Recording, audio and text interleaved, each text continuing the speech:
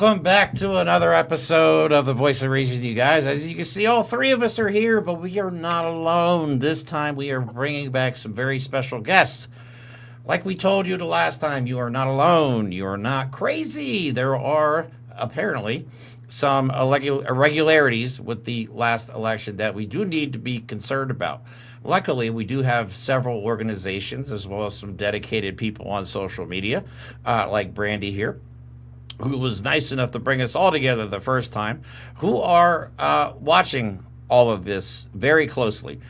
They brought plenty of hard data with them the last time. They have more to share with us this time. Of course, we are talking about Election Truth Alliance and smart elections. Also, we know now that some other states have entered the chat.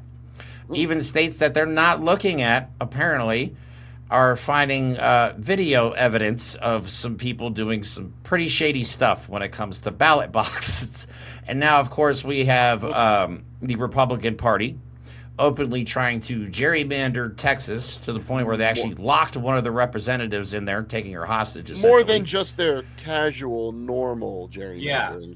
This is not just normal fascism. This is extra fascism. American fascism. We do it the best. Yeah, exactly. Right, yeah. Above and beyond. Yeah, we go all out. We do everything bigger and better, obviously, apparently. So, but anyway, last time we really wanted to know, like, well, I guess there's a lot of information that's come out recently. There's been whistleblowers. There's been other networks have actually picked up on this. I know you, or I believe Smart Elections, and I'll ask Lulu and Lily when they come on the stage here. Roland Martin was talking about it, who has quite a large following. And there's been some other independent media networks that have also picked up on this story.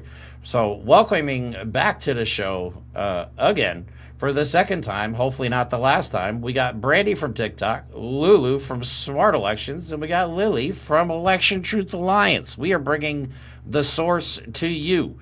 Welcome back to the show, ladies. Thank you for your time. I hope everybody's having, I don't know, I want to say a good time because with everything going on right now, but I hope everybody's doing okay. If you're having a good time, we have more questions for you. Right. So how is everybody doing today? We're doing our best. That's what I would say. Yeah. You kind of we are doing our you couldn't best. say much else, yeah. Yeah, we're great.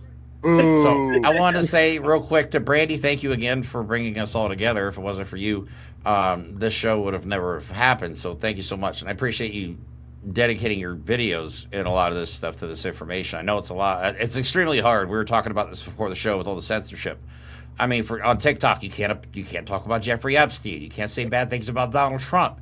You can't even say the word election. Like, we have to use contest instead of election. Yep. We have to use music festival instead of protests. Yep. So the amount of censorship that you have to get through, and basically you have to code yourself almost just to be able to make a simple video. One of your posts, Brandy, hard facts. I saw like the language, and like, I'm not joking, but I am totally joking. I was like, am I stroking out? Because it was like language and then squiggly weird things to replicate the word election, and I was like, yep, what? all the time. TikTok. All the time. It works though so far anyway. Yeah. So man, we already have one person asking a tough question. I don't know if we have trolls in here tonight, but probably. Let's get into some. Let's start a little bit the discussion, and then I'll get into that. I'll bring that comment. Right. Up. So where do we want to start? I know last time we were talking a lot about what happened to the voting machines themselves between the elections. Like, we're actually curious who had access to those machines. How were they handled? Were they handled properly? Were they stored properly? Were they in secure locations? A lot of answers, a lot of questions with no answers. I don't know if we'll ever truly get answers for them, but you have new information regarding all of that. We knew where we were, and we want to hear where it's been picking up. What new information have you got? Do we have any more answers, basically, is what Jeremy said, right? Yeah. So I guess who would like to start? I could definitely start you off in terms of security vulnerabilities, if that's what we want to explore. So I'm Lulu Freistad. I'm the co-founder and executive director of Smart Elections. And we are the organization that has filed the lawsuit in Rockland County, New York, challenging the 2024 presidential election results. We've done that through our action arm. They're called Smart Legislation. And just to keep people up to speed on that, that court case is moving forward. We have for a full recount of the presidential and the Senate ballots in Rockland County, New York. And so far, the judge has allowed the case to move forward. The full hand recount is on the table. And so what we're fighting for right now, the Rockland County Board of Elections has put forward a motion to dismiss. And our attorney is now working on a brief that will respond in writing to the motion to dismiss. And that's due in about 10 days on August 29th. So we'll be submitting that to the court, and then most likely the judge will probably take those two documents, the motion to dismiss and our defense, and she may just rule at that point. Either we're still standing and we'll get to move forward at that point, we hope, with the full hand recount, or there may be some more back and forth, but we hope to survive this round. And in the meantime, we've requested discovery, which means that we're asking the Rockland County Board of Elections for various pieces of information. And some of it has to do with the research that we're doing now. So that ties into what I'm going to show you next. So one of the things that we're doing is we're trying to figure out what are the specific vulnerabilities of the voting systems. And if something did go wrong, if there was foul play, how would it have happened? And so we have a tech team that's really working very diligently, like just really trying to comb through all of the different various resources that are available. And one of the things that we've discovered is this router. It's called the Cisco RV340 router, and I'll put that into the chat. Already. And we're going to be we'll have a Substack out on this probably tomorrow or the next day. But this is a very serious vulnerability. And I'll show you, I think I can share my screen here and show you that router is in fact certified for use with the ES&S systems. The ES&S systems, as many people know, are the ones are in use across about 60% of the country. It's the major voting system in use. So all I'm going to do here, this is one of the certificates. You see the certificate of conformance, and that's basically the certification that the system is approved for use. And the way these work, like an ES&S EVS 6.5, is a whole suite of voting systems. So that's going to be like your DS200 and your DS300. Those are in-precinct scanners. It's going to include your high-speed central count scanners for mail-in ballots. Those are like your DS450, DS650, DS950, as well as some other ballot marking devices. So this is like all the voting machines in the universe of ES&S. And this is the latest certification, 6.5. And what I'm going to do here, you're going to watch me. I'm going to search this document. I'm going to do Command F, and I'm just going to search for Cisco. And then it's going to pull up a few Ciscos for me. And I'm going to go until I see the Cisco 340. And you're going to see here, this is the Cisco Regional Results Virtual Private Network Router, RV340. Now you got to ask yourself also, it's a router. Now they keep saying that the voting machines are not connected to the internet, but you see here that this is a router that's on the approved equipment list. This is the approved equipment list for all of the ES&S systems. So it's connecting to something. Most likely it's connecting to their election management systems, which are probably, hopefully not directly connected to the voting machines, but which will at some point receive information from the voting machines. So the election management systems are going to be where the votes are aggregated, where the totals are, pulled together, say from various precincts. And that would be an excellent target if you wanted to change results. The election management systems is an excellent place because you've got a lot of votes aggregated there together. Yeah. Now, the router would be the good target? Well, the router is really just the means to get to the election management system. It's the doorway. What I'm saying to you is you have a router. That means that you are connected in some regard to the internet. Yep, that's what a router is for. It could be to an internal network, but most likely it's to the internet.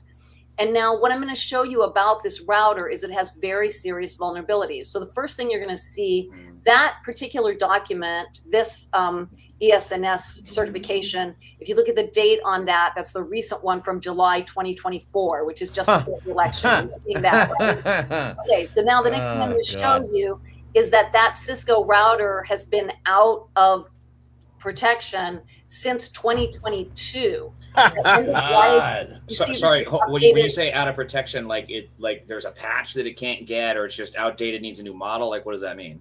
Everything, all of the above. So first God. off, they're not making it, they're not servicing it. You see, Cisco announces the end of sale Cisco Small Business RV340. The last date of order was October 28th, 2021. And then they give you this list of dates, including the end of vulnerability security support, October 28th, 2022. Are you seeing that on the screen down at the bottom there? Let me just blow that up a little bit. Wow. So you see that last date of vulnerability support, October 28th, 2022? That's Okay, crazy. so this Cisco RV340 router has been in use, not just in the latest 6.5 system, but since 6.2, 6.3, 6.4, 6.5 have all been using the Cisco 340 router, and it's been out of support since October 22. But that's not the worst of it. That's not. Oh my God. Lovely. Fantastic. Let's open up the fucking Jenga box of it. James, watch your mouth.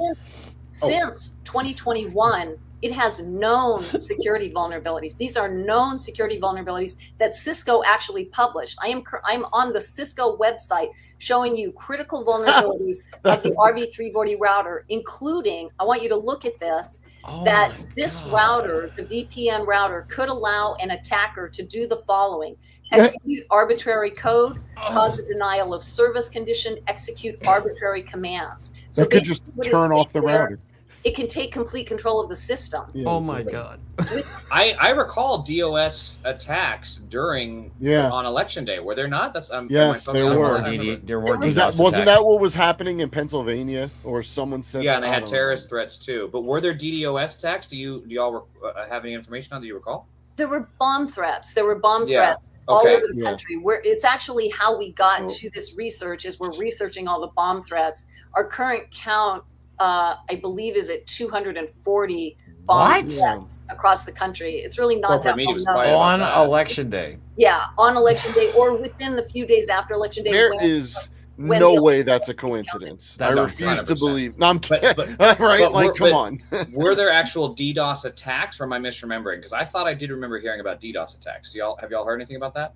We have not. No. Okay, I'm misremembering that. Okay. But what we studied were bomb threats, what's called swatting attempts, where you kind of try to draw in a lot of police and create a scene. And then also, as many people remember, some of the ballot boxes were actually set on fire. So those are the incidents that we researched. I have a question. Something that I came across today when I made like a short little video on TikTok about tonight's episode. And of course, I got the MAGA folks to comment. And I'm not saying they have a valid concern, but it's a concern that people that still might need help sifting through the bowl, is, well, if you guys refuse to cater to Trump's claims of these same exact conditions, why should we care when you say it when it's going to benefit you? Obviously, that was the whole point, is to muddy the waters. You always claim it's rigged so that you could never differentiate between fact or fiction. But for those of you right here tonight doing the research, what is your opinion on what makes these facts versus the fanciful notion that Donald Trump was stolen, the election was stolen from Donald Trump? If I may, I think I'd jump in. Hi, everyone. Lily McGregor here from Election Truth Alliance. I think, of course, for the content that Lulu is sharing right now, I know a lot of this is, manufacturer information, things that are for machines. And one thing I would say, there's a great quote from Naomi Klein that says, conspiracy theorizing often gets the facts wrong, but the feelings right.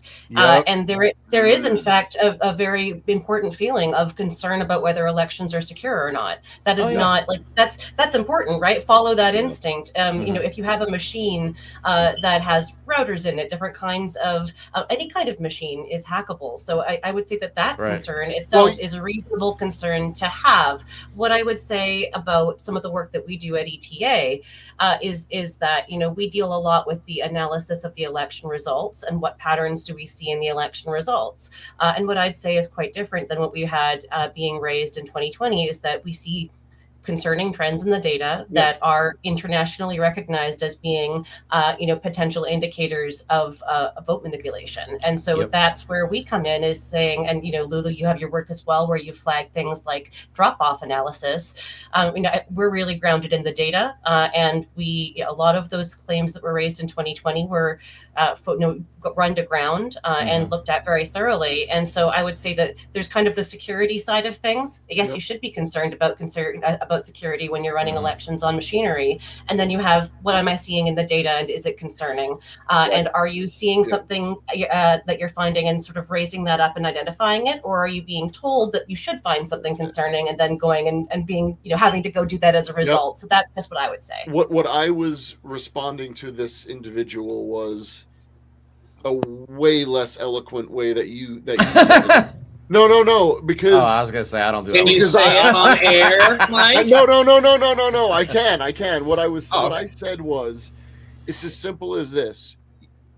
Your side's claims were claims. Our side's claims can present the evidence. Your side's claims got kicked out of court dozens of times and didn't even get to the discovery phase of anything. Yeah, our side has actual results that don't match reality. And of course, that wasn't sufficient for any MAGA brain. But I think your explanation, Lily, is what people who still don't know how to navigate this are listening for. Actual answers, not fanciful, emotional things, not appeals to emotion, which is one of the most easy fallacies we all fall victim to all the time. But I mean, that's why following up your claim with data is something that we have always tried to do here. You know, we will make a claim and say it's our opinion. We will make a claim and present the facts, but our side lives and dies by the facts. If it's the same with the Epstein stuff, not to go off on a tangent, but if our people are in it too, like they like to say, okay, well, if the election is stolen, the election's stolen. As someone who respects and loves democracy, it's more important for me for our elections to be fair and free than for anything else. No. That's what the difference is. Right, I will say, sorry to jump in, I do want to point out to just get it out in front that, you know, Lulu and myself, Smart Elections and ETA, we are nonpartisan organizations. So I think that whenever we hear language about sides, we always go a little bit like, ooh, like I don't feel like we have any, you know, our side is the side of truth and trying to advocate for fair and transparent elections. And so I just had to get that disclaimer out there and make sure I laid it out for all to hear. No, I think we made you guys ended up doing a disclaimer on us last time because we started going off on the tangent. So yeah, fair enough. I want to dive in and I want to just dovetail with that. Thank you for saying that, Lily. We are very nonpartisan. Not only are we nonpartisan, there's a lot of groups that are nonpartisan sort of in name only. We call them NINO, nonpartisan in name only. We are we are actually nonpartisan, and we work with individuals and groups across the political spectrum. And we've been at this for quite a while, longer than many people. Smart Elections started in 2019, and I was actually working on this issue starting around 2007. And in 2020, I will tell you, almost no one would work with us except conservatives and the MAGAs. Because they were like, we need you. They came to our meetings, they worked with us, they did election protection with us. And I have really deep friendships now within the conservative community based on those years of working together, and actually a deep respect for many of them. Many of the conservatives are really, truly concerned about the elections and want hand counts. They want to get rid of the voting machines. They want honest elections. And some conservative groups have done very, very good research. So, for example, there's a woman named Lori Gallagher in Texas who's a conservative, and she's doing research now about what's called the hash. That is the hash is the way that the systems demonstrate that they are running the correct software. The computer or the system has a sort of long digital number that's generated, and that number, as long as it's the same number, tells you that the software hasn't been changed in any way. It's a revision. The software is tweaked in some way, that number changes. Well, one of the things that Lori Gallagher and her group have been researching in Texas, and this is information from the Texas Secretary of State, is that the hash on the ES&S systems is broken. It doesn't work. and they know it doesn't work. Wow. And it hasn't worked for years. You're talking about this router. Wow. The hash is broken. What? Is the hash broken on this router? Is that No. I'm not talking about the router now. I'm on a whole new subject, Gotcha. right? Yeah. Okay, my bad. Sorry. I'm keeping up. Just many steps I behind. am not talking. James, I'm Lulu talking is like a specifically genie about when it the comes to RB 340 router. And by the way, we're doing a Substack on that. And if you're not following us on Substack, please follow us on Substack. We do a lot of great work there. So go to smartelections.us and click on the sign up for Substack to follow us there, because I think within the next day or two we will have a detailed report out about the RV340 router. But I'm talking about something different now. I'm talking about this security protocol that is standard to make sure that software is what it says it is. The hash on the ES&S systems, it does not work. And whether the software is the same or different, the hash always gives a false positive. It says that it's fine when it's not. And Lori Gallagher is one of the runs one of the conservative groups in Texas that has dug deep down into that issue and is in the process of putting out detailed reports about that based on the information that they got through Freedom of Information requests from the Secretary of State in Texas. And they're doing really good research about that. And there is other data from conservatives. There is a really good study of Arapahoe County, a referendum in 2020, which has very clearly manipulated data that was done by a conservative analyst. And the statistician that we worked with replicated their data and confirmed that it was accurate. And that's a referendum that quite likely was manipulated in a progressive way. It looks like it was manipulated to get the progressive or the liberal or the Democratic, whatever word you want to use there. It was a referendum basically to raise taxes in Colorado, and it passed. And there's a very clear indication that it was probably manipulated, and that data was done by a conservative team.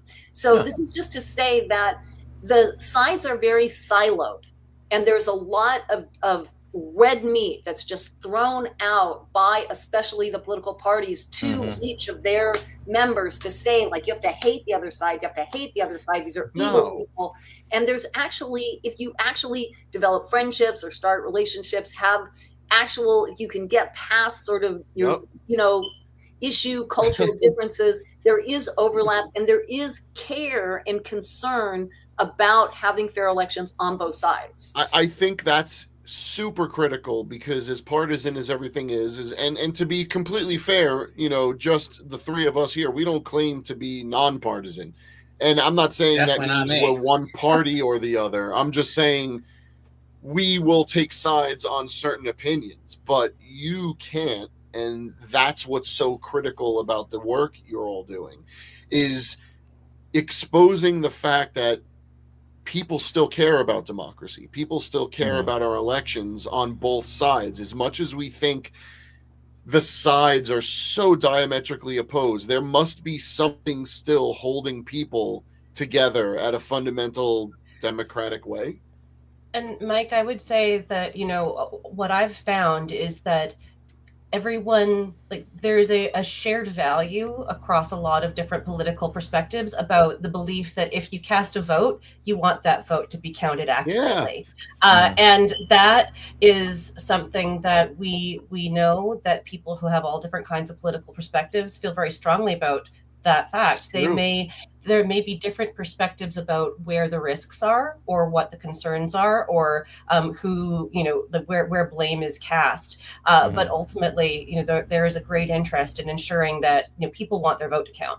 And that is a reasonable thing that people should want. The other thing I'd flag, and this was actually something that surprised me in my research when I was looking into different methodologies that are used for election forensics analysis globally, because there's actually a whole bunch of people who do this work all over the world. It just sort of hasn't trickled over to the United States very much. And I stumbled my way into an article that was talking about how do people react when they find out who are the most diehard deep supporters of a party and find out that they manipulated an election to win. And I went into this, I think I maybe even mentioned it last time, I went in quite low expectations for I don't know if it's going to make a huge difference. That was not the finding of this academic article. They were, the indication was that, people who are sometimes the the most true believers really believe that their person, that their guy got the support, and that there's other people like that, this is an accurate reflection of things. And if they are, faced with, true incontrovertible proof of the fact that that was not done, the results were actually quite striking and quite significant. There were some of those people became the biggest detractors of those individuals. So I think that that's an important finding, and it wasn't what I expected going in. So just food for thought. Y'all are meeting very different conservatives than I meet. Quick question, Lulu. Well, go ahead. I just I want want Brandy to weigh in too, because Brandy's out there please, on TikTok, ahead, and she's I was gonna ask her, with a lot of people, and I know you get a lot of Mm. comments and stuff like that. So I would love to hear your thoughts also on kind of like this, issue about how people are relating to each other and how, progressives and conservatives are relating to each other. Are they? I mean, on TikTok, it's a lot different than like in real life. Like in real life, I work with some people that are very conservative, and they would die for Donald Trump, but and they're very nice people. But I think that what Lulu and Lily said, if it comes out that he did cheat, I do think they the ones that I know honestly probably would change their tune, because that's going against all the values that he put out there for them. Would they believe it? I can't speak for everyone. I'm just talking about my coworkers that I have at work. I think that some of them would honestly change their tune. They got really upset when Medicaid got cutted. Yeah, but that's why, is because it's happening I know, to but them. that's what it takes sometimes. Because it was their guy, and their guy is now saying, "Oh, I promise this, but I just look over there, shiny things." But do you see how mad that they are getting because he's not following? Well, I think that's an important thing, and I think there's a lot of people doing a lot of content. Coach D does the F around and find out videos all day, every day. There's a lot of people that are, I'm not saying they're not actually making fun of these some of them former MAGAs. They're actually doing it in a way that's okay, you got it, but showing people that they're changing. They're not forgiving them for it. They're not giving them a pat on the bottom, no good games, but it's important. Maybe what I'm starting to take from tonight's show is that the data maybe has the power if it's presented clearly and fairly. And I know someone said earlier, all this information's great, but a lot of people need easier to digest pictures. And it's true. Maybe this data is what can bring us together and pull us back from fascism. But I guess that dovetails into some other questions. What would be the result of all this? As the researchers, your end goal, I assume, is to get to the truth no matter what it is, just like a murder investigation. But what's the end goal for the rest of us? Either side, any political spectrum. Say we find out that Donald Trump was cheated and Kamala Harris was cheated. Is there any end goal to this other than for the pursuit of truth? Or what if we found out that Jill Stein actually won, huh? Where y'all going to be then? Right. What's up? I would say that it would be irresponsible to not mention upcoming midterms in this, because that is something very tangible, very actionable, and on a very this is coming faster than people appreciate. When I'll say that when we started out, our ETA is very young. We've only existed since January. When we started out, people didn't want to talk about it. They really had no interest in talking about another election. They had just been electioned out. They were tired. And getting out of that, 6, 7, 8 months later, now I think there's a mental thing that changes from that's 2 years from now, it's ages away, to, that's less than a year and a half. That's actually coming up very quick. And so I would say that if there is, I think that we already have plenty of reason for concern. We have evidence and proof are not the same thing. But we certainly, especially as Lulu has mentioned on the security side, we have absolute solid reason to be deeply concerned about the current way that, Americans cast and count their votes in terms of the infrastructure that's there. And so what I would say is that at minimum, I believe that we should be using this information to push state and local officials who are responsible for elections for, really considering hard how they run their elections and what is the harm in hand counting before certification. Right. Doesn't mean you have to do it instead, but what is the real risk there? And isn't the certainty worth it? For hand count over everything else then? Is that what you're saying? So what I would say is that in this case, because we have less than a year and a half right now, we could talk about what's the perfect end state, and it might look a bit different. But like, I work in government in my real life, and let alone for like 50 different states. Sorry. That's a lot of different stuff. So it takes a long time to change things and introduce a new process in government land for anything. And so I think that even if we had the most beautiful, magical, perfect, silver bullet of a solution that was ready to go, it would be very hard to implement in the amount of time that's there. And so sometimes going back to brass tacks is a safer way to do it when you're on a time crunch. So I'd say that that's my response for these upcoming midterms, given the timelines, and we'd have to regroup after. Now, I have a question for Lulu. James, I think you've been wanting to ask a question. Yeah, well, I got a couple. I'm going to try and truncate it here, but Lulu, when you in 2020 worked with the conservative folks that they, because obviously they were the ones saying stolen election, this, that, and the other. Were any of them convinced after you worked with them that, hey, actually the election was quite secure and there's no evidence of something like that happening? No, absolutely not. None of them changed their minds. No. Most of the conservatives I know are absolutely convinced that the 2020 election was manipulated. And if you even after you showed them, I didn't show them. We didn't spend a lot of time on the 2020 data, I'll be frank with you, because it was getting thrown out of court. And we talked to a lot of our top security advisors, people who are top academics in the election security realm, and none of them took those claims seriously. In fact, they were all extremely negative about them. Right. And so which they weren't saying, personally investigate much of the data from 2020, but I know that people that we work with who are conservatives are still very concerned and very convinced that the 2020 election was manipulated. And if you look at even the recent NBC study, it said that 41% of Harris voters now do not believe that the 2024 election results were legitimate, and 70% of the 2020 Trump voters do not believe that the 2020 election was legitimate. So if you combine those stats,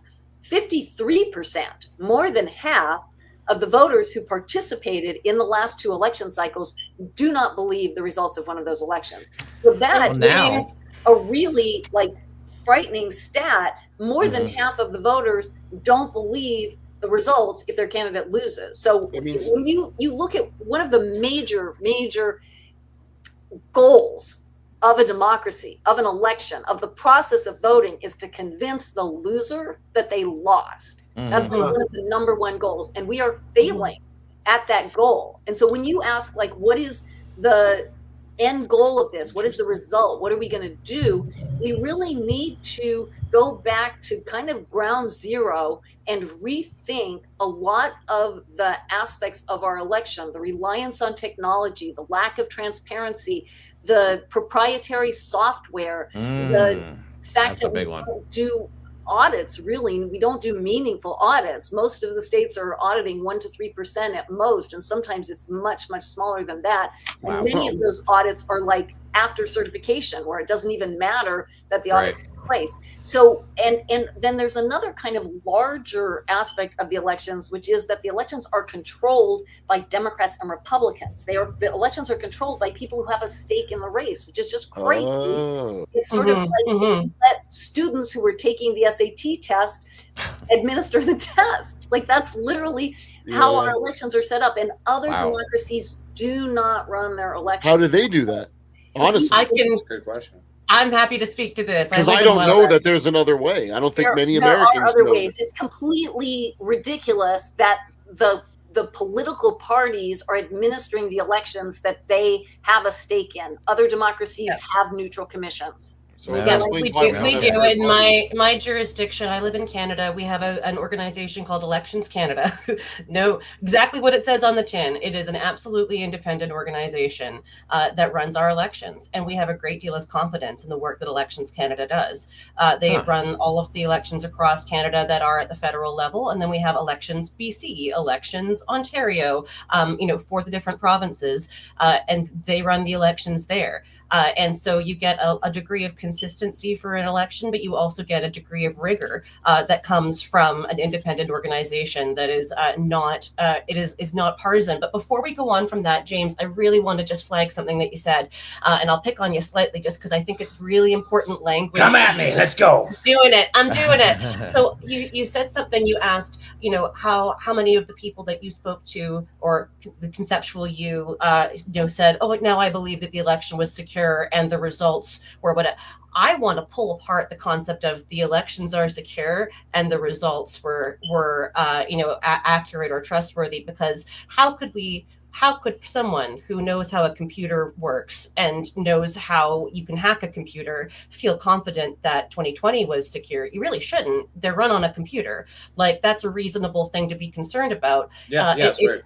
It's a deeply concerning piece. So even if you were to say, I am convinced that my candidate, did not benefit from vote manipulation, you would have a very good reason for someone who is, a very ardent Trump supporter or a conservative to say, I still think it's absolutely not secure. We need to change things. And so I would tease apart those two pieces, because I do think it's important. And sometimes we characterize them as being like, oh, it was secure, it's fine. But it's like, well, actually, there's kind of a point in about some of these concerns about potential for manipulation or for hacking, because these are computers. So we got to. I want to jump in one last point on that. I do agree, especially when it comes to computer stuff, because the Republicans are saying all kinds of stuff about how, oh, well, I voted for Trump and it flipped it to Harris. Like, what the hell is going on? Which they don't have a lot of credibility to begin with, but you gotta wonder.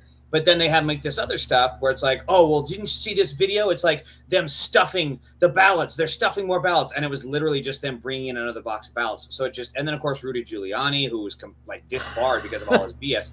So it's very hard to take their claims serious. Well, you know what? But I do agree with you on the computer stuff. I think the difference is, and something, Lily, it's funny. You keep talking about Canada. And I'm not poking fun here. This is something that just made me realize what's going on. I have Canadian heritage. I will be offended on her part as well. I will only try to offend your heritage. James, it's you and me. Let's do it. Let's see what he's talking about, eh? I think the difference we're really talking about is between American people and, let's just say for sake of argument, Canadians.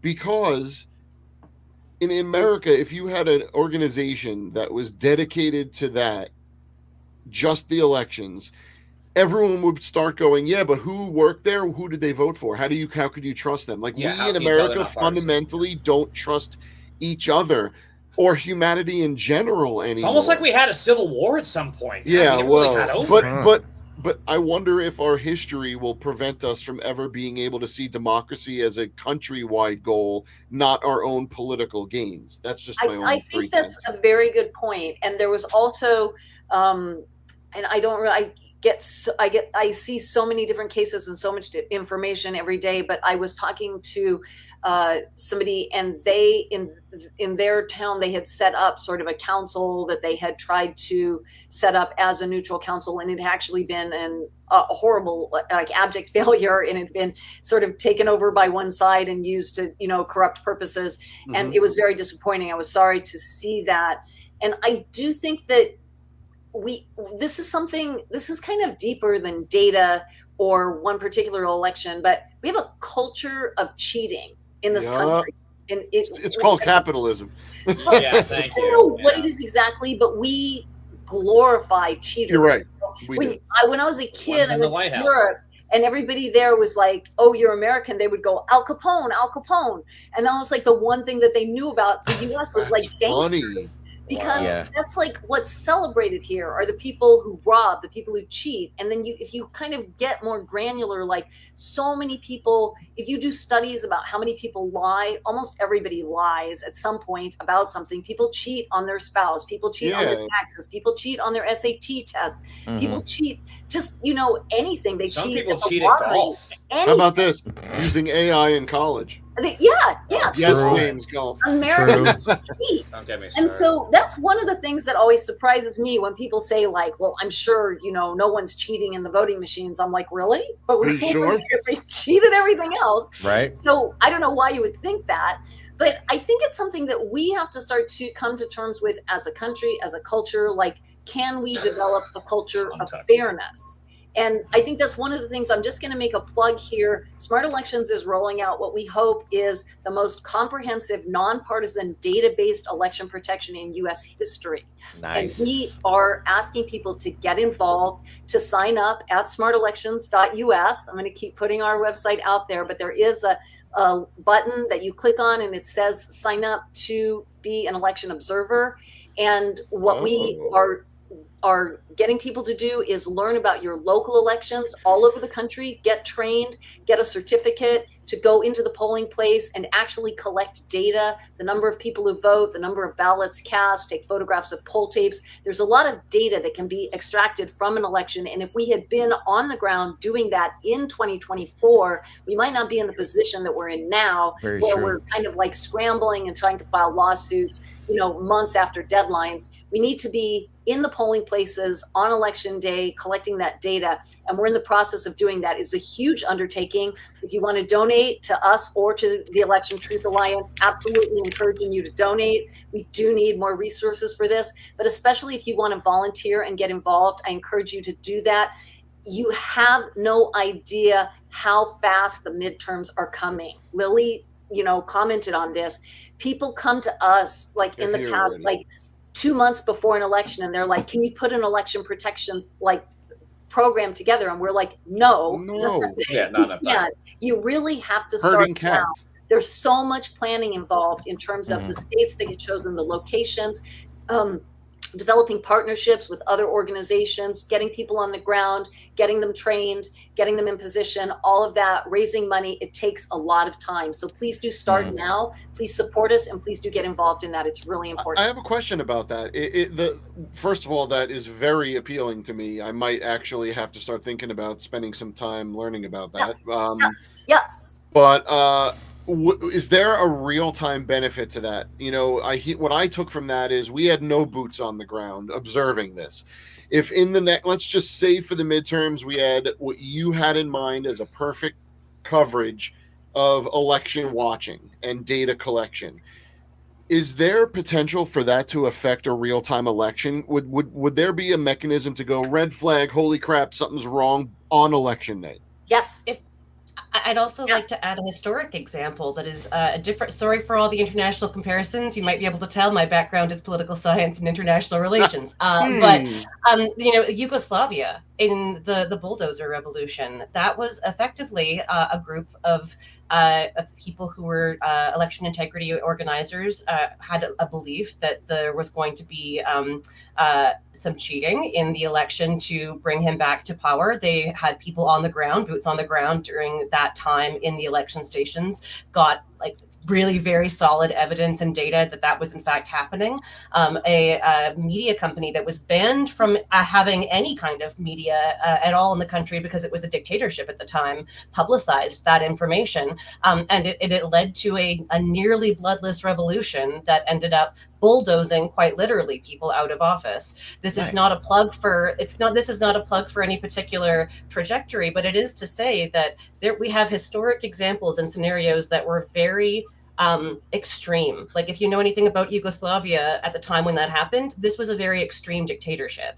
And so there are pathways where even when you have no free press allowed and you are very limited in what you can do, having that information and having those boots on the ground and having that awareness, legitimacy is really, really important. And modern dictators use elections for legitimacy management. If you take that power away, that is actually a very important thing. No, there's other international examples of that. I think it was Venezuela that did a just absolutely massive, comprehensive election observation where they took photographs, or they had a copy of almost every single polling tape in the entire country, and they were able to tally those up and show that the election was incorrect, that the results that were put out publicly were incorrect. And I'll give you just a smaller example of that. We at Smart Elections have done small pilot projects of this, and in the 2024 June primary in New York City, I personally was in the polling place in a large early voting location in Harlem. I'm dying. I collected the data that we collect. It's part of we have a whole procedure that we have developed. And I found that there were 16 more ballots than voters who had signed in, which was an immediate red flag. And then as soon as I saw that, I started to look around and I saw they had an extra voting machine there in the polling place that wasn't being tracked. And then I went to the audits and I took like 90 pages of notes at the audits. We located another ballot bag which had an incorrect label on it, and there were 0 ballots for the opposition candidate in the ballot bag that was mislabeled, which was we did a statistical analysis, was Jesus. like a less than 0.01% chance of that happening. So then we found out they had almost no chain of custody documentation. So we filed a lawsuit. That's a lawsuit that a lot of people know about, but we filed that lawsuit in the June 2024 New York City Democratic primary on the basis of the data that we collected in the polling place and at the audit. And so that's how we know our system works, is because it has in real time collected the data necessary to go to court and challenge an election. This does beg the question. You said there were ballots missing and like an untallied voting machine. Which of the candidates' ballots were the ones that were found to be missing? Can you say? Yeah, I can say. So in that particular, this is an internal Democratic election. This is Dems on Dems. This is a Democratic primary. So for people who say the Dems don't cheat, I'm going to say everyone cheats. Oh, we know, right? Yeah, there's some evidence to the contrary. So this is a really interesting political case, and people can, if you go to our website and click on lawsuits, you'll see, if you scroll down to the bottom underneath the Rockland County, there's information about this lawsuit. So the candidate on the ballot, there were 2 Wrights, Jordan Wright and his dad, Keith Wright. So now Keith Wright is the chair of the Manhattan Democratic Party, and his son, Jordan Wright, won that election. And what he won was a plum seat to the New York Assembly in an open race that was extremely competitive. And we believe that it's quite possible that Keith Wright was able to pull strings and get that race to come out in favor of his son. There were other really gross irregularities in the race, including evidence of a poll worker who said that she collected cash under the table in order to direct voters to vote for the choices, as well as documented illegal electioneering. Now, all of that we got because we were on the ground observing, and then we developed relationships while we were observing. And how much was she paid? Is it worth 3 years in jail? Jesus. People are dumb. Sorry, go ahead. To tell us about this. So I'm just saying, Mike, you're interested. I want to see you sign up. What do I do? Go to the website? Yeah. I'm going to actually show you. Look into that. It's just going to take like 2 seconds. Yeah, show people how to do it, because we always say that we've always been telling people from day one, there aren't the ways that you can help fight and resist are many. They don't always mean have a podcast, go out and go to a protest, start a TikTok account. Stuff like this is ways that you can help. So please diversity of tactics. Yeah. Will you take my screen? Really quick. I just want to make sure. So that election you're talking about was not the primary for mayor. It was for the actual DNC organization. Is that what you were saying? This was the primary where we filed a lawsuit. Was the June 2024 Democratic primary for the New York Assembly. Gotcha. We did also do election observation in the last mayoral primary, where we found a polling station that had almost 700 more ballots than voters who had signed in. It was Cuomo. I'm calling it. It was Cuomo, guys. You heard it first. You heard it first. The race that Mayor Eric Adams won. So these election observations really do work. We really do find things. So you go to the website, and if you're at the website, at the top of the website, this is us, smartelections.us, and then you're going to scroll down, and you're going to where it says get involved. You're going to click right here where it says sign up to do election protection. Mike, I'm going to be looking for you. So you can go to this Google form, and you're just going to sign up. It's going to take you literally like maybe 60 seconds, and you're going to click submit. It's not a big deal. And then we're going to reach out to you, and we are going to get you involved, teach you what you need to know, help you get a certificate. Long Island is a great place. There's lots of crazy stuff happening in the elections out there. So I definitely would love for you to get involved. Well, now I'm looking. Where was that again? More, right? Under the more. Just go to smartelections.us, the home page. Yep. And then just scroll down on the home page. You're going to see a bunch of buttons. and then the second button is one that says sign up to do election protection. Got it. I'm doing it right now. And everyone's doing it in live time, right? You're all watching at home. You're doing it right now, right? I just want to ask Brandy a question real quick because I want to get Brandy involved here. She's been awful quiet. I have a question. Yeah, I know. I feel like we've stumped out Brandy here. We got to get her involved. Well, go for it, Jeremy. Then I've got. I was just gonna say, what is your plan for, I guess, with TikTok? Because you're doing a really good job of getting the information out there, but obviously with TikTok being under threat of being the new state regime social media. Hey, the White House just have you found? I guess have you found have you had any of your videos taken down because of the stuff that you report?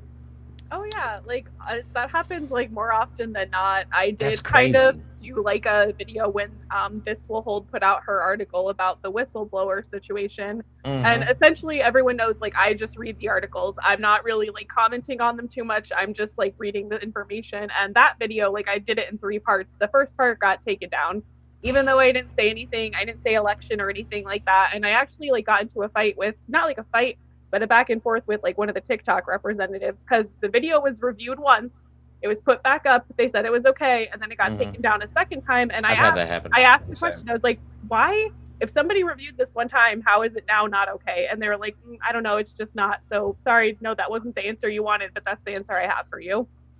How does one get in touch with said TikTok representative? Some of us could also use that chance to vent at people. Hold on. This is very interesting. I'm on one of the questions here that actually goes with a question someone had in the comments, and I wasn't sure if I should bring up, but I'm gonna now. This one is... I'll come back to this with Brandy, though. Okay, sorry. I just think this is fascinating. I have experience with software programming, hacking, or computer security, and someone in the chat asked, has anyone actually asked hackers what is the likelihood and how they go about this? So I just found that funny. Sorry, back to the conversation with Brandy. Who was next? So my question to you, Brandy, was how did you get TikTok on the actual horn? Because all they have is that stupid AI appeals process, which, as you know, is utter. I have to not swear, but pick your 4-letter expletive. So how do you go about getting this stuff restored, or at least trying to get through to TikTok to be like, hey, this is an error? If you go into your like TikTok, I don't know if you'll be able to see this, but you go to settings. Okay. You click on settings and privacy, and then you scroll down to like where it says, I don't know, it says like report a problem. I don't know if it's coming up on here, but it's somewhere in there. You click on report a problem, and then you get like this chat with us option that maybe will come up at the bottom of the screen. Brilliant. I did not even know that existed. But I didn't either. I'm going to try that. That's what I do every time they try to do something. Sometimes it works out. Sometimes they don't give you the answer you want, but it's worth a shot. Yeah, I agree. TikTok. Jeremy, you might be able to get your account back.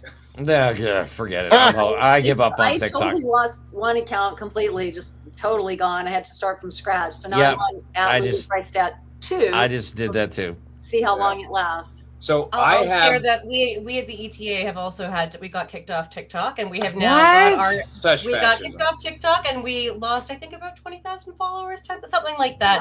We're back in action. I didn't know that. That's insane. We're back in action. We're up over 3,000. Hey guys, we're on TikTok. If you're on TikTok, come follow us. We can't say just pull a loomer and chain yourself to the fence of TikTok. Then you'll get all. Then I've been canceled tour. She did that, right? Oh, that was for Twitter. Here's a question about the sign up, which, by the way, hold on a second. Oh! I did it. Yes. There you go. So someone had a good question. Where are we here? Basically, does this open things up to bad actors? How do we vet to make sure people aren't gonna? They're gonna do it no matter what. But sorry. Exactly. But I'm just curious. Is there what's the mechanism to police the police here? We have a code of conduct agreement, actually, that everybody has to sign. People go through training. Usually it's about 2 training sessions that last about an hour and a half each. And there's a number of things that we really emphasize. So if someone's on their phone the whole training session, kick them out, because they don't care. They're the bad actor. I mean, if somebody really is going to be a bad actor, it's possible that there's no way that we could prevent them. But the things that we're doing are not anything that other people can't do. Like, we're doing things that are generally listed in statute. So, for example, in New York, it's in the statute that you can have election observers, and the election observers are legally allowed to, they have to get a certificate, and then they're legally allowed to look at the number of ballots that have been scanned. And it's actually considered so important in New York. In the statute, it says that there's two counters on a ballot scanner. There's what's called a public counter and a protective counter, which is a little bit in the weeds, but the protective counter is like the odometer. It never ends, and it tells you every single page that voting machine has ever scanned. And then the public counter tells you how many ballots got scanned in that election. And the New York statute requires that both of those counters be in view of the election observers at all times. It's legally mandated. That's how important it's considered to have this election observation. And so we have to go into each state. Like, I saw somebody in the chat, they were like, what about Michigan? We certainly hope to be in Michigan. We hope to be in all of the states, especially where there's going to be tight congressional contests. And we will have to be researching the statutes in each state, what you're allowed to do, what you're not allowed to do. We've been in a few states now, like in Wisconsin, anybody can be an election observer. All you need is a name tag. And I think there's one other requirement, but it's not even that you're a citizen. It's not even that you're a resident in Wisconsin. You just have to show up. But you have fewer privileges also. There's less things that you're actually allowed to look at. So every state is different, but we'll be in compliance with each state's statutes. And so to a certain extent, that protects from bad actors, because we're just doing the things that the public is legally allowed to do.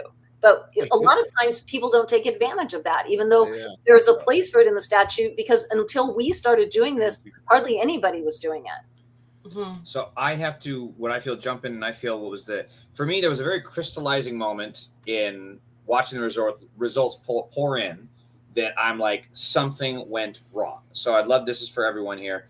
I remember seeing the day of election, I believe it was Charlie Kirk or Jack Posobiec or one of these right-wing, again, pick your four-letter expletive. One of these guys was panicking. He's putting tweets out there saying, men are not turning out. We're not getting enough people at the polls. Someone needs to do something. Call your friends, call your brother, make sure it's only men going to the polls. And when they're that misogynistic, it's like, okay, so they're scared, right? So there was that. And then as the results start pouring in, we saw places in, like, North Carolina is the first one that comes to mind. There's other states where they voted for a Democrat governor. Down ticket, Democrat governor, Democrat rep, whatever. But then they got the Republican POTUS candidate. How is, now this is, a lot of it is anecdotal, some of it is empirical, but that is a simple fact that during that election that happened. How do y'all feel and or reconcile that so many people did that? Do you think that is potential evidence of manipulation, or is it just the way the cookie crumbles? I mean, that's the whole basis of the drop-off phenomenon, what you just described there. That is the drop-off phenomenon, and that's the term that we coined to describe it. But what it means basically is that you have the presidential race, and then you have this drop-off where the down-ballot races are totally different. So the Republican, if the Republican president was so popular, why didn't the Republican down-ballot races win? Or if the Democratic president was so lame, then how was it that all of the Democratic down ballot races did so well? So that difference between the top of the ticket and the down ballot is what we call the drop off. And the drop off phenomenon in 2024 is radically different from previous years. Right. See, I can see it happening occasionally where somebody maybe votes, for one candidate this way. But this was massive. A lot of them were very close governor races too. They were very close governor races. We've got some our new report on North Carolina coming out very, very soon. We were targeting within the evening, but it's probably going to be tomorrow at this point. But we have a section on effectively the drop off that Lulu, your organization has looked at that, and we have other sections on turnout analysis and other metrics that you can look at. But effectively, what I would just chime in is that we do know that there are scenarios in which absolutely the drop off when you see that in reverse, where you see it where a presidential candidate, in the case of the United States, is getting dramatically or a certain number fewer votes than people like the senator candidate or governors or other kinds of candidates, it can be an indicator that elections have not been, either one candidate has been interfered with and another has not, or sometimes it's just failure to manipulate a race to a same extent. I will say we were having a conversation, this is an internationally known phenomenon. We were having a discussion, ETA, with a Russian election analyst, and he was kind of like laughing, joking about a time in St. Petersburg elections where that was the case, where it's like everyone for Putin, like tons and tons of votes for Putin, but they hadn't they had not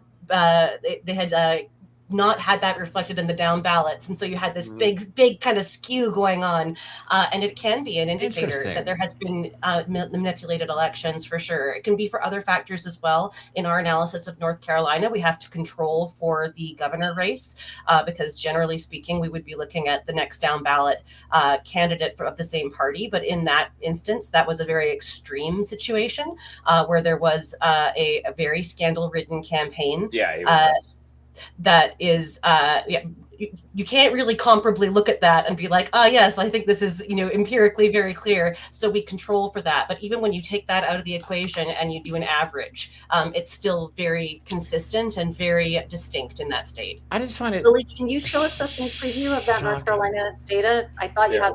We got to get Brandy in on this too. I feel like I haven't gotten. Do you have a take on it? What part of it? Just anything. I mean, to me, that seems funny that you have all these people voting for Trump, and then like a Trump voter is never in their life going to vote for a Democrat. You're kidding me? A Democratic governor? I kind of agree with How that does that work? How do you feel about it?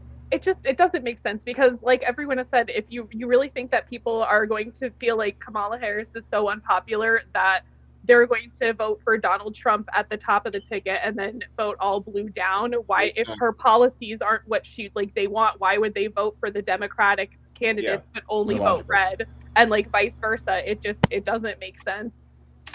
I agree. I just want to point out, Lily, it just sounds like you're saying that, and tell me if I'm wrong here, but it sounds like we kind of have the same problem in America that Russia had. I was going to say, I don't want to say anything, but Russia, I'm not sure if they're the best folks to listen to when it comes to. Well, no, I'm just saying. I mean, we got Vladimir Putin instructing Donald Trump on getting rid of mail-in ballots. You know what I'm saying? I just find it a little bit odd 100%. that we're having the same issues as old buddy Vladimir, Donald's best friend. You know what I'm saying? I find it a little bit. And the person that I was referencing is someone who was a Russian political prisoner for a time. So there are people who are very motivated by what they've seen happening in their country and documenting that and providing their methodology out into the world. And I think that we should be really open to learning from other countries that have had to deal with challenges with their election integrity. I agree with that because America has a problem. We have a problem with thinking that we're the best at everything. We're not. We are not. Oh my God, are we not? We just believe that we are, That's but Marxist. We are falling so far behind the curve when it comes to the rest of the modern world. Europe is a perfect example. Canada, perfect example of countries that are just leaving us in the dust. But America still is under the misconception that we are the greatest country in the world. Obviously, we have a lot of problems that we need to work through. Oh, side note, real quick, before I hand it over, I just want to let you guys know I signed up as well. Yay! Yay! Oh, fantastic. Lily, can we get a little of the North Carolina data, please? Yeah. Very good question. I can. I know one of my analysts is listening right now going, "Ooh, it needs to be fully finalized."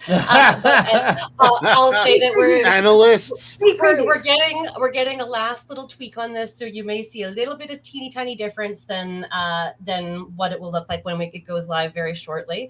But I can, and what I might do, just because I know I found it quite interesting, is I might showcase the down ballot difference that we saw for that governor's race that we thought, I don't think we can count that. That's very extreme. And then the averaged everything else after that. So lieutenant governor, secretary of state, auditor, attorney general, superintendent of public instruction, and treasurer. I think that I may have. There were other states too where you saw that drop off. Like I want to say like Michigan and like Tennessee or Pennsylvania. There were other Pennsylvania. Yeah, that was the other one. Yeah. Many states. There were a few others. We did 17 states in our initial pass, and especially all of the swing states. We did all of the swing states except for Georgia, and they all had a much stronger drop-off than in the non-swing states. So is that more indicative of problems, or is that less indicative of problems? We think it's more indicative of problems, Right. that the swing states had the more extreme drop-off. There's no reason why. Because those are the ones you need to win, yeah. Yeah, why those states would somehow be more, crossing over on their votes. It doesn't really make any sense. That information also is on the website, smartelections.us, and go to 2024 election drop-off, and you can see that. Arizona, data. Right? Arizona, they got a Democratic governor, didn't they? Yeah, like it's so weird. Significant. You can see we've got bar charts for all of the different states there. There's an index, and you can just click on the state that you want to see, and it'll take you to that state's bar chart. So if you'd like, and because you've asked now twice, Lulu, I feel like I've got to share something up on my screen. So since we are talking drop off, I've got something that I'm loading up. And what I'll do right now while that's coming onto the screen is I'll describe how to read this chart. So basically, every pair of colors that you see, every pair of bars, you're going to see a blue one, you're going to see a red one. The red results are going to be it's not up yet, I'm priming you all. There is That's okay. Yeah, surprise, nothing. But there is a line at 0, wherein a line at 0, and there you go. 0 is what would happen if the presidential candidate and the next down ballot candidate, in this case, this is the governor's race, if they had the same number of votes. If blue is underneath, or if a color's underneath, it means the presidential candidate got fewer votes than the governor. If a color is above, it means that they got more votes than the governor. And so the example here that I have is just to show it's quite extreme, because that was a very singular race in North Carolina. Oh my God, I was looking at it wrong. Yeah, wow. Yeah, you have scenarios where the Donald Trump got a lot more votes than the Republican candidate for governor in North Carolina, and Josh Stein, the Democratic candidate for governor, got a lot more votes than Kamala Harris. But because of the extreme positions that the Republican candidate for governor was taking, we felt that we couldn't stand on this and say, "Oh yes, this is proof of anything," because that is a very dramatic instance. So what we ended up doing instead is we looked at the other down ballot. And by the way, every single one of these lines is a county. So North Carolina has 100 counties. Each one of these is a county. They're in alphabetical order. The only reason we don't have the names listed is because it gets a bit cluttered, but we do have that list all together if need be. And so what we did instead was we found that there were a lot of highly localized circumstances in North Carolina where people would say, well, is X the best example? Well, is Y the best example? So we averaged it. At the advice of one of our data advisors, we took the next 6 executive races that were for statewide office in North Carolina, and we averaged it out. And again, this is going to probably tweak a little bit, change a little bit when we get it uploaded to our website shortly. But you see it's the axis numbers, the percentages are not as high. On the previous slide, it was going all the way up to the 30s. We've made it smaller so that it's a bit more reflective, but you can see that there is I'm so sorry. What's the difference between the previous chart and this one? What is this one showing versus that previous one? I'm stupid, so I'm going to ask a few questions. No, please do. So this is the governor. This is comparing the presidential race to the governor. And so this is, you can see that it goes down to, negative 34% drop off, very high.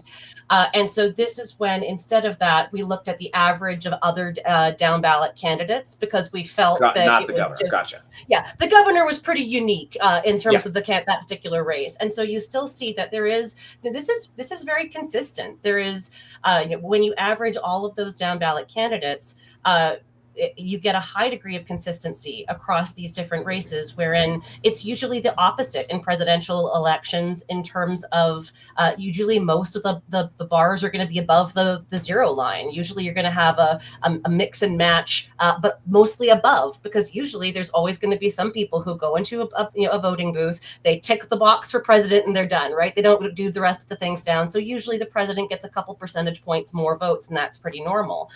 In this instance, we see a high degree of consistency where for the Democratic candidates, that was not the case.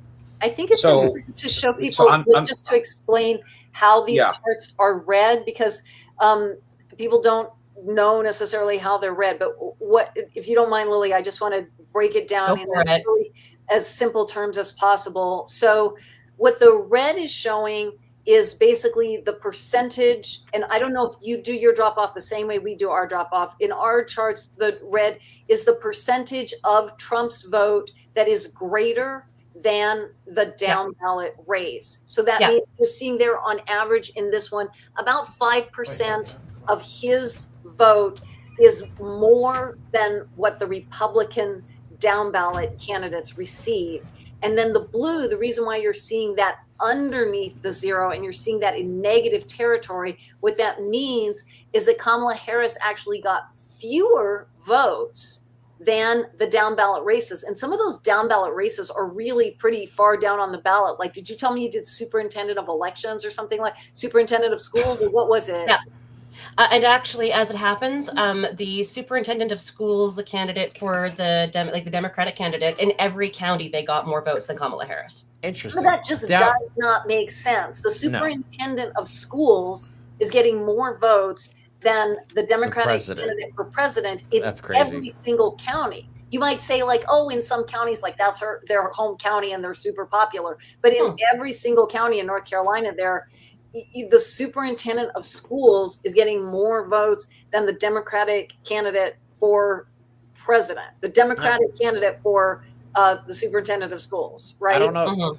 Yeah. So these are things that, just like we showed these charts to the statistician that we're working with, an academic statistician who has published textbooks on statistics. And he said, you don't need a statistician to tell you that this is weird. It's just there's something irregular about it. It's not a normal human voting pattern. Yeah. Really, so I'm sorry, Jeremy. I'm still trying to follow. Ahead, so each of the lines, so you have the first blue line that goes below zero, the second red line, the first red line, which goes above 5%. Those two lines represent one county each, or one county? One county for each pair of lines. Okay, so because in the first line, you have the Republican vote and the Democratic vote in each county. You're comparing Republican president to Republican down ballot. That's the red line. And then you're comparing Democratic president to Democratic down ballot. That's the blue line. Now, Lily, for just so James can see it, I don't know if you have it available. Do you have what a normal election maybe looks like? Yeah. Because I know you showed it last time, but I don't know if I'm just kind of springing it on you here.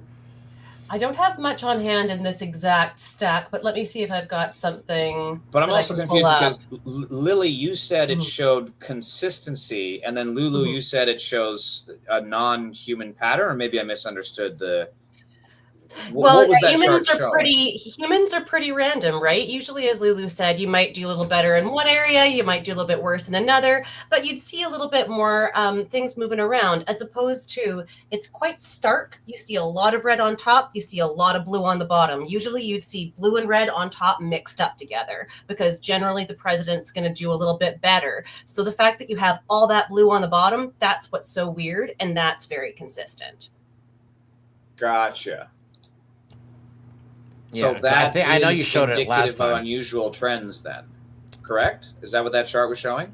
Yeah, but it goes back to your original concern, James. Like, people are voting for Donald Trump, and then Democrats all the way down the ballot, which doesn't make sense. Or they're voting for Kamala Harris, but then Republicans all the way down the ballot. Like, it's just the numbers are not making any sense when it comes to that. Like, that was one of the concerns Mike and I had originally. Like, that was one of the big things that just didn't make sense. Like, why would somebody, and James, going back to your point, there is no way a diehard third-time Trump voter is going to vote for any Democrat. Yeah. And I saw all these blue, like in the blue wall specifically, up in the Rust Belt, I was seeing all these Democratic candidates get called. And I'm like, oh my God, she's going to win. She's going to win the Rust Belt. And then of course all that shit was shattered.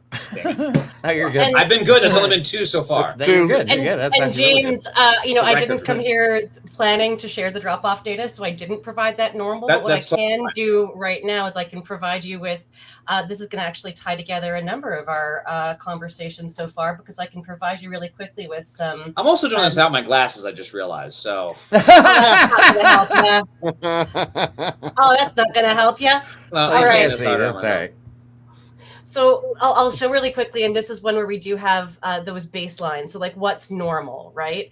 So what we've got here, this is turnout. And so turnout analysis, and in Western democracies, the relationship between turnout, which is like how many voters go to the polls, of all the people who can go vote, who shows up, and vote share, or how much of the vote do you win, each candidate, it's really predictable. It's very stable. It follows this normal distribution, this regular bell curve that you see here with the French presidential election on the left. And we have a Romanian election here as well on the left, where you see it's a normal little curve. It goes up and it goes down. No one is doing unexpectedly well in the areas where turnout is high. And when people do unexpectedly well in areas where turnout is high, that can be an indication that people are either digitally or physically stuffing ballots. And I'm going to bring us back to Russia here for a second, because we were talking about Russian election, compromised elections. We know that Russian elections are compromised. We have literal footage of, and this is real footage of people stuffing ballot boxes, going back to the early 2000s, late 1990s. And what we see here is we have, if you look in at that little uptick at the edge here, where we've circled it in red, where people start, Vladimir Putin specifically, starts doing really well in areas where turnout is very high. And the reason that turnout is high is often because the ballot boxes have been stuffed. So there's extra votes. So look at how many people turned out to vote for Putin. It's great. So that's the context that we see of what does normal look like. We don't see that little extra little squiggle, that little tail at the end. And that little uptick at the end is concerning. I'll pause there and just ask folks, is that coming in clear right now? Yeah, I see that. Do you have a graph in this kind of format for the data of the North Carolina thing you were just showing, or is that not something you have yet? I do. Okay. It's in a slightly different format, but it is the same shape. So look for the shapes, fellas. Look for the shapes. And so we're going to go next to over here. We're going to look at a normal U.S. election. What does it look like? This is probably going to look pretty similar to what we saw in France, in Romania, in those previous elections. This is Minnesota 1992. Minnesota 1992 looking good as heck here. We know that these two shapes are very similar. They fit neatly inside each other, these two shapes. Like we saw before, no one is doing unexpectedly well in areas just where there's high turnout.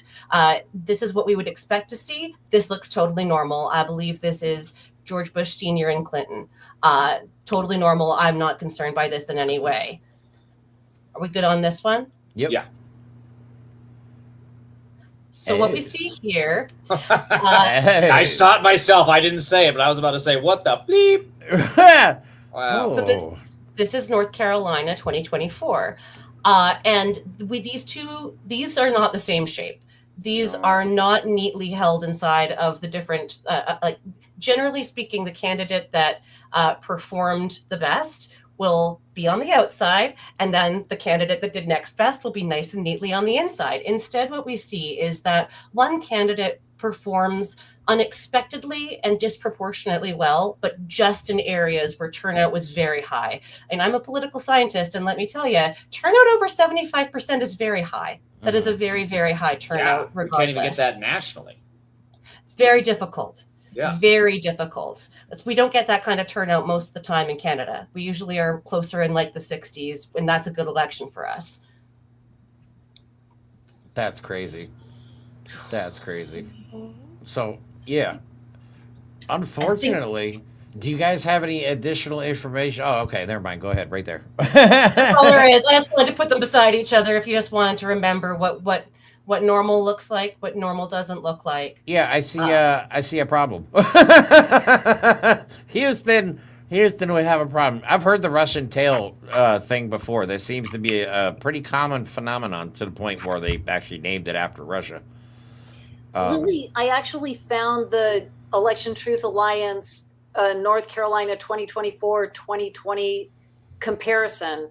I have it in my files. Do you want me to show that? Sure, why not? Please, yeah. See if I could do this. And then Mike's got to hop off here, so I'm going to have to... Yeah, same. I got to get Can going you soon. take my Rufus screen is there? not So going to be after happy. this, we're going to have to make a third episode out of this, for sure. Yeah, I feel like every couple of months we should definitely get together because Absolutely. This is beyond fascinating because this comes to the core of what the frustration people are feeling. You could show it. Yeah. That's what I want. Oh my to see God, right there. this is Yes, That's there we why go. you really see Whoa. the Thank difference. you, Lulu. Thank Yeah, you, Lulu. we keep records of your work. We watch your work and we keep records of it. So I'm sharing this, but it's the Election Truth Alliance analysis, the 2024 drop off by county governor comparison to the 2020 North Carolina governor drop Did off. That's a Biden lose North massive- Carolina in 2020? I guess I can't remember. It looks like he did, right? He lost North Carolina. He won North Carolina in 2020. But you see how there's more variety there. Do you see how sometimes the blue is up above the zero line, which means sometimes the Democratic candidate is getting more than the down ballot, and then sometimes the blue is below and the Democratic president is getting less than the down ballot. Right, but it's varied.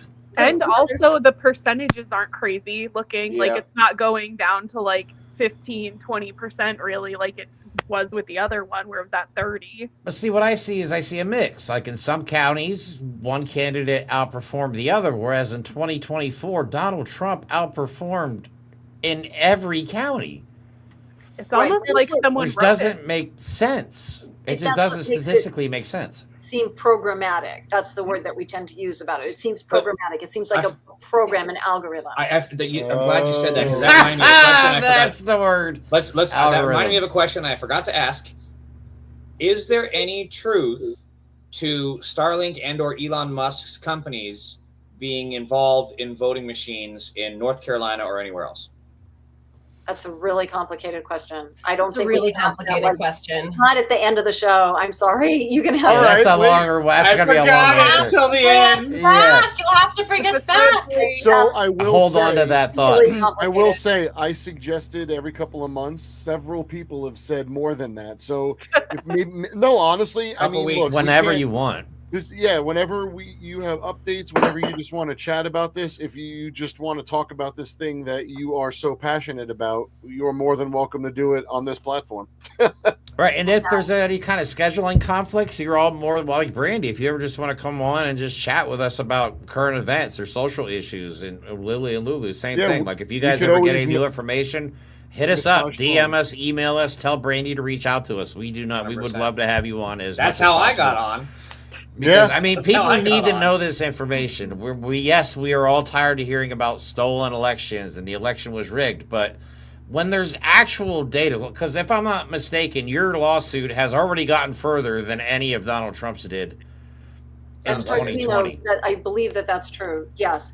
You know And what I I'm mean? just So I'm going to take a moment here to plug. If you think our work is valuable, and we totally appreciate all of the amazing support in the chat, please, please, please do support us financially. yes, We really please. do need your financial support. You can go to smartelections.us or the electiontruthalliance.org, and there are buttons there for very easy donations. We're both 501c3 nonprofits, so the donations are tax deductible. We have a lot of work to do. We're both filing lawsuits and working on election protection, Costs and money. these things take resources. It does really, at the end of the day, where the rubber meets the road, it takes money. So Look, And I what- think you donate. Whether you donate from a political perspective or not, you're welcome to do that. But if you're going to spend money on something to fix this country, other than education, it's our election system. I think those are the two Right. most important things. An educated electorate that knows how to breathe with its mouth closed and tie its shoes. And an election system that people can trust and point to as a benchmark for their freedom. But I think That's the this only is way the we get through necessary first step. I mean, don't you think? Like discovering the flaws, like the router thing blows me away. Like you're using Yeah. a router with outdated firmware. That's mind-boggling. But this is the necessary first step. If there is irregularities, if there's inconsistencies, and if there's insecurities, if that makes any sense, we have to know what they are first before we can address them. We can't just run around like crazy people going, the elections were stolen. The election, we need actual We already have data. one person, crazy old person doing that. It's very important to make sure that we let the data take us where it's going to go. Like, let's see where the data leads. Regardless. Let's see where the data leads. And I'm going to take this opportunity to plug Smart Elections Election Security program. And I know we all had a working session earlier, but if you're still watching and you care about this topic, you should go to their website and sign up because I'm sure that is going to feel really good for you and it's going to feel good for democracy. Yep. 2 people signed up during this show. Mike and I both signed up. Program. Thank you. Election protection program. Thank you. I'm very interested. I'm about to make my wife. I am too. Thank you guys so much for coming back on the show. We're going to have to do this again. And like I said, anytime you want to reach out, any new information, or if you have any information you want to just pass on to us that we can talk about on the show, if you're not available, we're more than happy to share that as best we can. If you're angry at something and you want to rant, we're happy. Hey, we're always here for you. And hopefully you just got to blow off some steam so about something. Yep. Yeah. So, all right, Lily, Brandy, Lulu, thank you so much for coming back on the show. Also, don't forget, we're going back to Washington, D.C. Memorial Day weekend. That is the next big event for Indivisible and 5051. It's going to be a nationwide protest. And I'm going to Ground Zero. I'm going to the federalized Washington, D.C. So if you are able to donate for that trip, we do have a GoFundMe for that as well. It's in our link tree. Smart Elections and Election Truth Alliance, their websites are also in the description of this video. Please help out if you can. We need you. If you can't donate any money, donate some of your time. Sign up to do some poll work, some election work. It's very important. And this is, like I said, this is a necessary first step. We have to find out where the flaws are, or we can't fix them. So, yeah, I'll leave it at that. Thank you all so much for coming on. Thank you all so much for watching. Please share this video. Like, subscribe, comment, all that happy stuff. And I will be off for the next 2 days, but I'll be back on Friday doing another live news recap. We love you all. Ladies, thanks for coming back on the show. Thank you. Pleasure. And have a good night. Good night.